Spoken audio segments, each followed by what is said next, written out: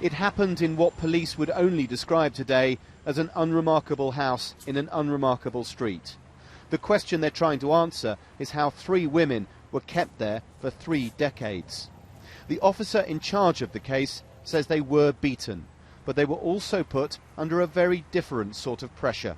Invisible handcuffs is a very good explanation of this, because people feel they're controlled, people feel they have to do as they're told, and yet to the naked eye there's no control whatsoever. It's all psychological, it might be through fear, and that's what we're looking at. What police say is a unique investigation began when the women managed to get access to a phone.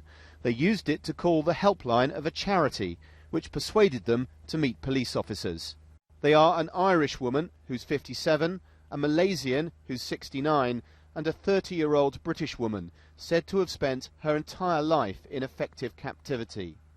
It was a month before the suspects, a man and a woman aged 67, were arrested. The Met's entire 37-person specialist slavery and trafficking team is now working on this case, which is, as you can see, getting major international media interest. It will take a long time to investigate, the Met said, which is why both the suspects have been given bail. Scotland Yard told reporters today the unidentified house had been searched and 55 bags of potential evidence taken away. The victims came forward after seeing news reports on forced marriages, including this one by the BBC in early October. Anita Prem, who featured in this report, has worked closely with the 3 women. It's incredibly emotional speaking to the ladies, because they've gone through such a harrowing experience, and, you know, now trying to help them rebuild their lives is going to be a very long journey.